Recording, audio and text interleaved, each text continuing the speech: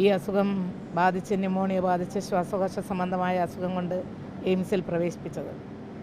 ഇന്ന് രാവിലെയും ഇന്നലെയും വിളിക്കുമ്പോഴും വിദേശത്ത് നിന്ന് വന്നിട്ടുള്ള ഒരു ആൻറ്റിബയോട്ടിക് ചിലപ്പോൾ ഈ രോഗത്തിന് ഒരു ചെറിയ എന്തെങ്കിലും ഇമ്പ്രൂവ്മെൻറ്റ് കണ്ടേക്കാം എന്നെല്ലാം പറഞ്ഞെങ്കിലും അവിടുത്തെ ഡോക്ടർമാർ പറഞ്ഞത് ഇത് മറികടക്കാൻ സാധ്യമല്ല.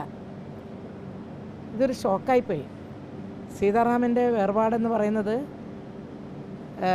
എനിക്ക് മാത്രമല്ല, ഇന്ത്യയിലെ സീതാറാമിനെ അറിയുന്ന മുഴുവൻ ആളുകൾക്കും ഏറ്റവും വലിയ ദുഃഖമുണ്ടാക്കുന്ന ഒരു കാര്യമാണ്. ഇന്ത്യൻ രാഷ്ട്രീയത്തിൽ ഇങ്ങനെ പ്രകാശം ചൊരിഞ്ഞുകൊണ്ട് ജ്വലിച്ചു നിൽക്കുന്ന ഒരു വിപ്ലവ താരകം എന്ന് ഞാൻ സീതാറാമിനെ വിശേഷിപ്പിക്കും.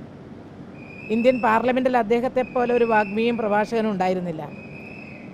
പ്രതിപക്ഷത്ത് ഇരിക്കുന്നവർക്ക് മാത്രമല്ല, ഭരണപക്ഷത്തുള്ള മുഴുവൻ ആളുകൾക്കും ഒരുപോലെ അദ്ദേഹത്തിൻ്റെ മനസ്സിൽ അദ്ദേഹത്തെ തന്നെ ഒരു ഇടമുണ്ടായിരുന്നു. അവരുടെ മനസ്സിൽ വലിയ അംഗീകാരമായിരുന്നു എല്ലാവരുടെ ഇടയിലും.